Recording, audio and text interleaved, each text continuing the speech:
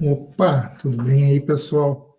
Até uma brincadeira lá na primeira palestra da Camila, lá lancei no chat aí, rotacionamento de 30 segundos, quando ela estava falando aí em relação a rotacionamento de credenciais, e ela até riu ali, que aí é impossível, mas aqui também a gente consegue, é o impossível aí. Então, a parte de segurança, né, de ambientes, né, é composta de vários níveis, assim, óbvio que a gente se preocupa muito com a segurança da, da aplicação, tudo, só que é diversas camadas. Depois da aplicação, a gente vai ter que preocupar também com a segurança dos containers, a gente usa algumas imagens minimalistas para evitar isso, e chega no banco de dados, porque vai que o atacante passa por todas essas camadas e ele consegue a senha do banco de dados. Em geral, o banco de dados está protegido via algum firewall, alguma coisa assim, mas a gente tem que atacar todas as questões disso aí. E uma das coisas que a gente tem que atacar é a questão desse rotacionamento de senhas. A gente deve, porque às vezes o atacante não está fora, às vezes é o teu próprio desenvolvedor interno que tem, digamos, acesso ao teu banco de dados, e a gente quer evitar que esse cara seja mal intencionado também. Então, isso é uma estratégia que a gente pode utilizar, não 30 segundos, mas, sei lá, um dia, 2 dias, fazer esse rotacionamento do banco, das senhas do banco, né? Então, para essa brincadeira aqui, óbvio, eu preciso de um banco de dados, eu optei aqui por usar o Postgres, então, um banco de dados open source, bem bacana, mas qualquer banco de dados vai estar disponível, e a gente vai estar usando ambientes Kubernetes para realizar toda essa parada aí. E o Kubernetes ele tem uma ideia bem bacana, que são a ideia de instalação de pacotes via Helm, né, que é o gerenciador de pacotes mais usado assim para ele. E ele tem a ideia de operators também. O que são operators? São alguns controladores que tu tem no teu cluster que reagem a algum evento, né, dentro do teu ambiente. E muitos dos pacotes, né, que a gente quer instalar, eles têm essas características de ter, às vezes, só a instalação da aplicação, mas às vezes operators que trabalham nisso aí. Então, eu fiz aqui a instalação já aqui do meu ambiente aqui do Postgres, né, ele está aqui disponível aqui no meu ambiente interno, e eu já criei algumas tabelas aqui, uns esquemas, até a gente pode dar uma olhada aqui nesse banco de dados, deixa eu conectar nele aqui, né? Eu botei aqui a senha admin aqui, né, para fazer a conexão nele, né? Vamos lá. Aí, conectei nele. Então, eu posso ver aqui meu esquema, tem a tabela teste, né? Vamos ver aqui, tem um dado aqui, né? Então, está tudo configurado o meu banco de dados para a minha aplicação estar acessando ele, né? E nessa ideia do Helm, né, às vezes ele instala até mais coisas, né? Então, às vezes instala algum disco disponível quando você tem algum ambiente de cloud, services, né? Então, é bem interessante essa ideia de trabalhar com esses pacotes. E aí a gente vai ver como é que a aplicação usa esse banco de dados, né? Então, aqui eu fiz uma aplicação em Java, né, uma aplicação bem simplesinha, que a gente vai estar olhando.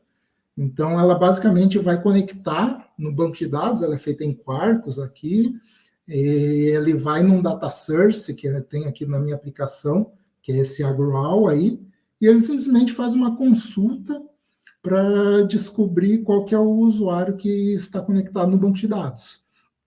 E aí, para fazer isso, ele precisa das credenciais do banco de dados. Deixa eu mostrar aqui rapidamente essa aplicação. Então, ele tem aqui um endpoint aqui, hello aqui, que ele simplesmente tem um serviço aqui que faz a consulta ali do usuário corrente no banco de dados. Então, ele vai printar esse usuário na tela e as credenciais de acesso ao banco de dados, eles são disponibilizados através de um arquivo de configuração que a gente vai ver logo em seguida aqui, né? Então, eu tenho aqui um arquivo definido, que é esse diretório aqui. Ele é um arquivo JSON, que eu já vou estar mostrando para vocês, e ele vai lá e pega o username e o password e alimenta o gerenciador de data source aqui. Deixa eu entrar aqui no meu container aqui para a gente... Isso, estou aqui.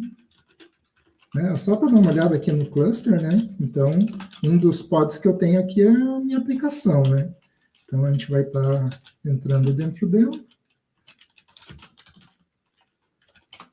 E nessa pasta aqui, a gente tem esse arquivo aqui da senha, né? Deixa eu até rodar aqui a aplicação, deixa eu copiar aqui.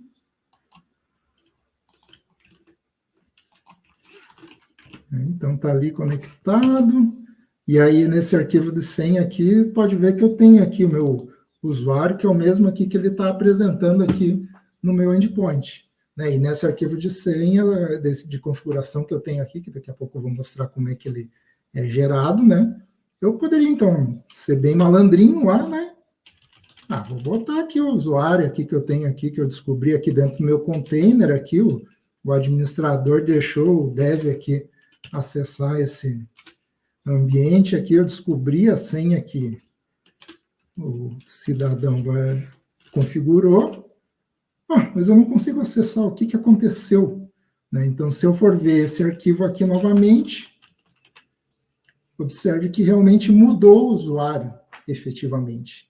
Essa que é a grande sacada das mudanças de credenciais rotativas, né? Você configurar de uma forma que o usuário antigo morra, conforme foi feito aqui, e a aplicação recarregue essa senha aqui.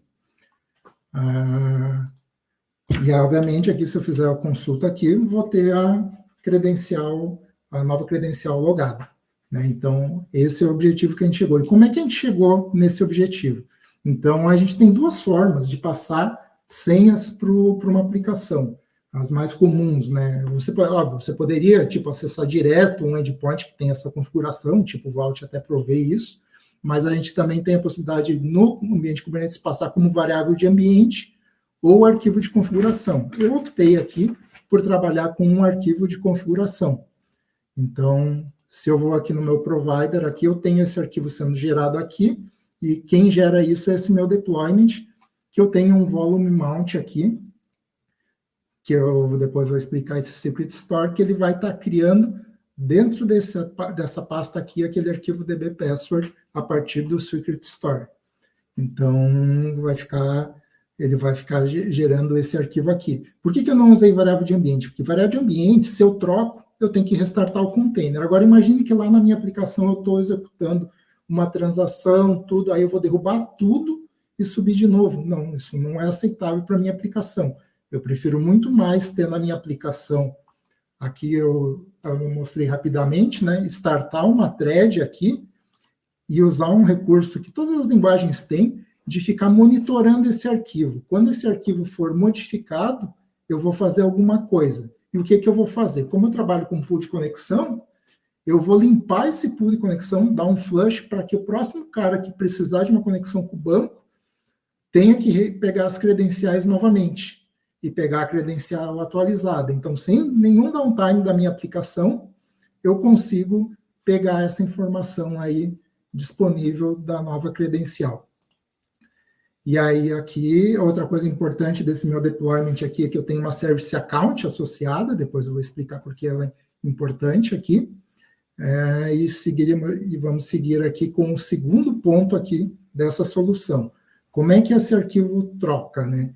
Então, uma coisa bacana do Kubernetes é que ele começou a ser estendido, né? Para você ter uma ideia, né? No início, lá quando tinha aqueles discos ZBS lá da AWS, era chumbado lá no código do próprio Kubernetes, lá como ele tratava para montar esses discos ZBS dentro dos nós. E, recentemente, eles conseguiram expurgar tudo isso do código Kubernetes, e tudo isso virou o Container Storage Interface. E aí, esse Container Storage Interface permite que você acesse esse tipo de recursos em qualquer nuvem, instalando aqueles operadores que eu falei anteriormente. E aí a galera pensou, veja bem, as senhas também podem ser montadas em disco, então eu posso utilizar esse Container Storage Interface para fazer essa montagem dos segredos. E veio, então, o Secret Store Driver aqui, que é esse cara aqui. Então, ele permite que a gente configure diversos providers aqui, né, disponíveis. Na época que eu fiz a apresentação, tinha Azure, AWS, GCP e Vault, mas hoje em dia já tem mais alguns aqui que eu desconheço aí, o Conjur, AKLS, e ele é bem bacana. Ele suporta a ideia de rotação, que é uma coisa que eu estou apresentando aqui, né, mas tipo, ele também consegue gerar as secrets normais do Kubernetes, se eu quiser utilizar, porque se tu notar aqui no meu ambiente aqui, se eu verificar as secrets, eu não tenho secret nenhuma aqui da minha sandbox de dados. Eu tenho, óbvio, a da instalação do Helm lá do Postgres, da instalação do Vault, que a gente vai ver daqui a pouquinho, mas ele não tem essas informações. E como é que eu instalei esse cara aí? Então, na instalação dele, eu passei aqui alguns argumentos, estão lá no meu GitHub, depois vocês podem dar uma olhada, e eu disse que ele vai trabalhar com uma rotação de 30 segundos. A cada 30 segundos ele vai lá no meu Circuit Manager e vai verificar se tem alguma mudança, né? Então, esse aqui é o fluxo realmente que aconteceu. Então, eu criei ali a chamada no Secret Store do meu Kubernetes, né? Um Kubernetes vê que tem esse estado lá, e quem que atende isso? Esse CSI provider aí do Secret Store. E aí ele que faz o trampo de ir lá no Vault, lá no meu Secret Manager, pegar essa identidade, de algum jeito identificar quem que está pedindo essa identidade e montar essa credencial nesse processo de volta, né?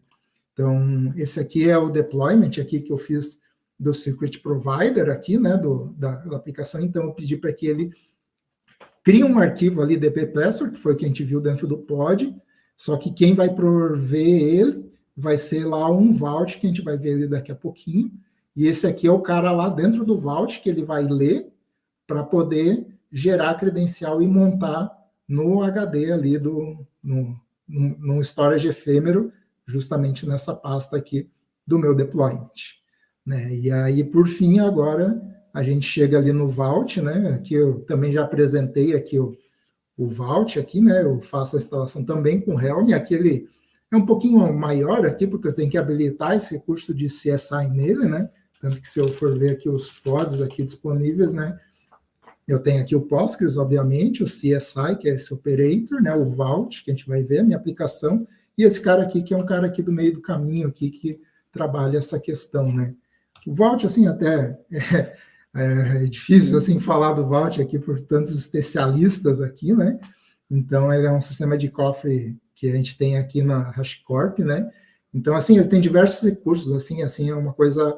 eu fico abismado, assim, com a quantidade de coisa que ele faz. Muita gente usa o Vault só como secrets estáticos, né?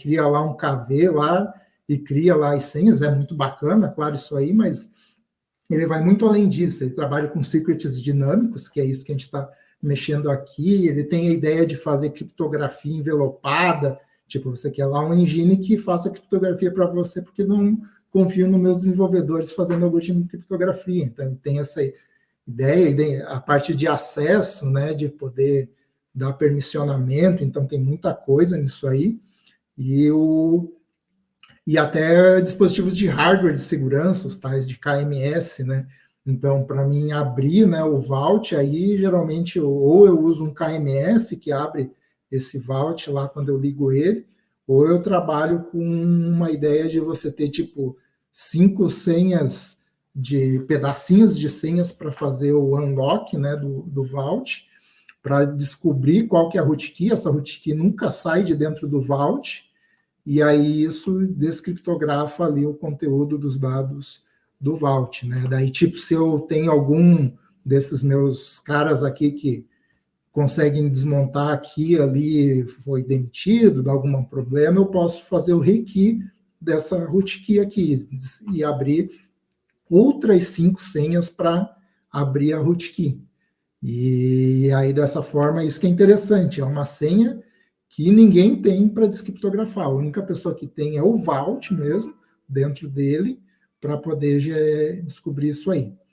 Então, nesse nosso exemplo, o que a gente vai estar utilizando? A gente vai usar um Dynamic Secret, que é um database, do tipo database, que é o Postgres. A parte de autenticação, a gente vai fazer autenticação com o Kubernetes, porque eu quero que meus pods do Kubernetes tenham acesso ao recurso da senha, né? E a gente vai ter a policy, que a policy é o jeito que eu amarro ou o KV ou esses Dynamic Secrets dentro de um determinado, de um permissionamento em relação a isso aí, né? Então, vamos ao primeiro passo aqui dentro do Vault, que é o database, né? Então, qual que é o processo? Eu tenho que habilitar o plugin database dentro do Vault, né, como um usuário. Eu preciso registrar uma senha do Postgres, porque ele vai ter que comunicar com o Postgres, e aí eu faço uma role lá referente à criação desse usuário e senha aí, para isso aí. Então, novamente aqui, né, o processo que eu fiz para essa primeira etapa são esses comandos aqui, o enable secret, criei aqui a conexão do Postgres com o usuário Postgres admin, criei aqui uma role aqui, né, para fazer essa operação de gerenciar a senha. Aqui observe que eu boto que a senha ela vai ser válida por 40 segundos, para dar aquela gordurinha, né, porque eu fiz a rotação em 30, vai que ali em 10 segundos aí tem uma transação terminando, então tem essa gordurinha aí para nós terminarmos aí fazer essa rotação. Então, deixa eu mostrar aqui também pela interface, mas às vezes é mais interessante aqui, né? Deixa eu ir aqui dentro do Vault, isso, eu estou aqui no Vault, vamos criar um tokenzinho aqui para acessar pela interface web, esse tokenzinho aqui. Ué. Então, como eu estava falando aqui, eu tenho diversos itens aqui, os minhas secrets, né? Então, não é secrets primeiro, quero... Onde está?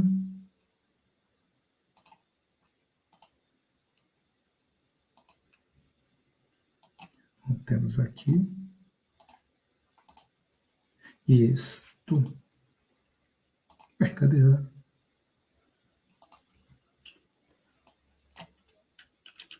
Aqui está. Então, eu tenho aqui os Secret Engines disponíveis, né? Então, esse aqui foi o que eu criei ali por aquela interface.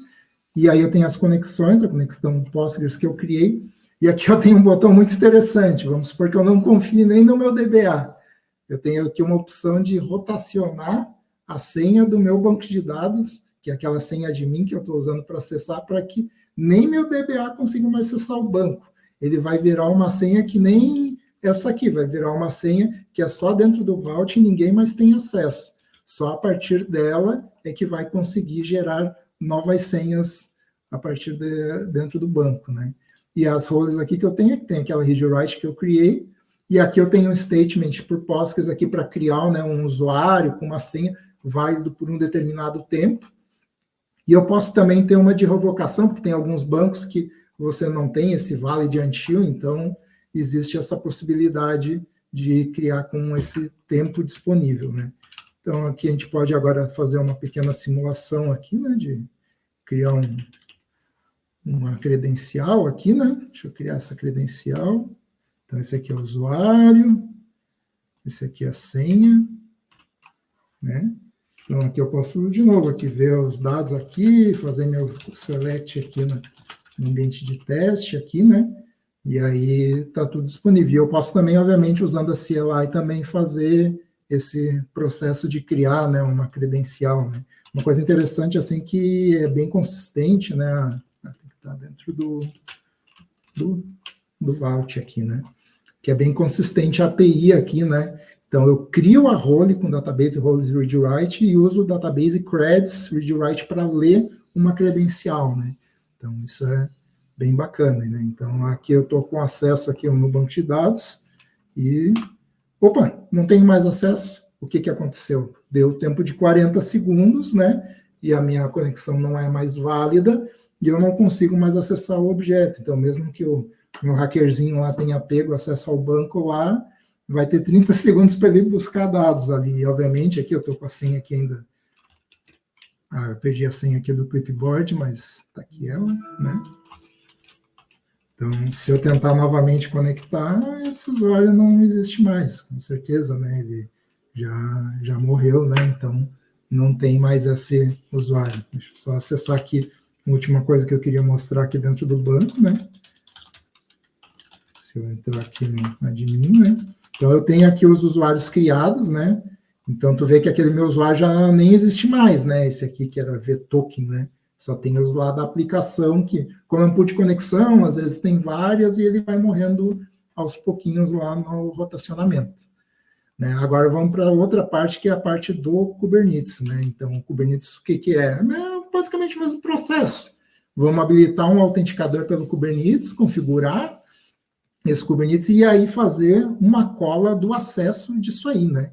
Então, isso aqui, os comandos que eu dei aqui, enable Kubernetes, eu passo aqui o endpoint aqui do meu Kubernetes, porque ele vai precisar pegar as chaves lá, chaves não, os certificados, né, da aplicação, e aí eu faço uma role aqui do Vault aqui, né, para dizer que essa aplicação vai poder fazer o acesso ali ao Database Credits Read Write, que é onde eu leio o credencial de um banco que ele gera.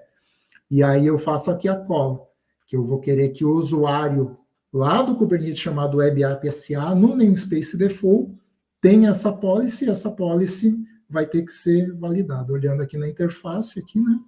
Vamos aqui nas policies, eu tenho aqui a policy criada do internal app, né? Que é exatamente aquilo ali. E aqui a parte de access, né? Eu tenho aqui o Kubernetes.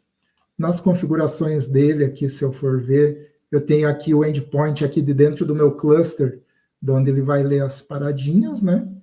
E aqui está aquela configuração, que o Web App SA, namespace default, vai ter a permissão internal app que me dá o acesso a ler as credenciais. Então, vamos ver como é que é o final dessa cola. Esse é o diagrama macro das coisas, né? Então, o que acontece? O pod vai lá, ele tem lá configurado que quer uma secret lá do Secret Store, né? Aquele orquestrador, a gente já viu, vai lá no operator, vai lá no Secret Store, no CSI. Aí, o que o CSI faz? Ele pega a identidade do pod, a gente já vai ver, apresenta ela lá para o Vault valida que aquela credencial é válida. Como é que ele faz esse processo, né? Então, todo pod ali, quando eu monto ele via com Service Account, e eu não escondo ele, né, essa Service Account, ele tem aqui um token, né? Esse token aqui. Deixa eu copiá-lo aqui rapidamente.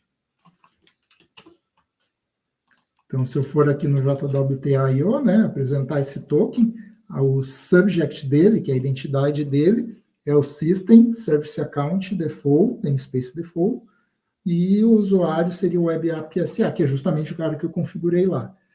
E assim, o que me impede de alguém vir aqui e alterar os dados, gerar um token disso? Porque esse token é assinado com uma chave lá do Kubernetes.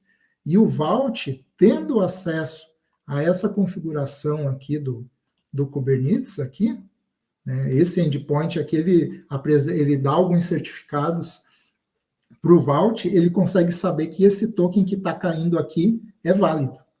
Então, ele faz essa checagem, né? O Vault faz essa checagem se ele é válido ou não, que é essa volta aqui, eu aprendi com uma volta, mas não chega a ser uma volta, né? E aí vê, não, é válido esse token aí. E aí ele vê quais são as roles associadas aqui no ambiente do Kubernetes para esse cara aí. Né? Então, ele vê aqui que a policy associada é a internal app. Essa internal app, por sua vez, a gente já viu que ele consegue fazer a leitura das credenciais, né? Que é esse cara aqui que eu apresento de novo. E aí o CSI consegue ler essa credencial e fazer... o CSI invoca a chamada dessa credencial, o Vault, por sua vez, vai lá no Postgres, cria um usuário temporário, e aí começa a vir de volta tudo isso aqui até o CSI terminar a montagem dessa credencial lá no HD, que continua rodando. Se eu for aqui, estou aqui com mais uma senha gerada nos últimos 30 segundos dentro do meu pod. E a cada 30 segundos esse processo se repete, sem restart da aplicação, flush dentro do meu Data Connection Pool, e tudo funcionando maravilhosamente, assim. Então, realmente é uma solução bem inusitada, assim, óbvio, 30 segundos não é o tempo que a gente configuraria esse tipo de coisa, mas a gente pode fazer 2, 3 horas aí, tranquilamente, ou um dia para os mais conservadores, né? Por fim, meu nome é Jorge Tavares, eu sou desenvolvedor, né? Dou aqui uns pitacos, às vezes, na parte de infra, DevOps, assim, que eu gosto muito, né?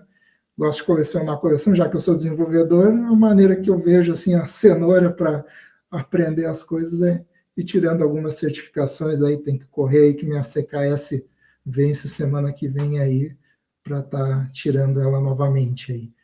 E aí, quem quiser, tem aí o QR Code aí com os arquivos aí do projeto. Muito obrigado aí, disposição para qualquer pergunta que alguém tenha.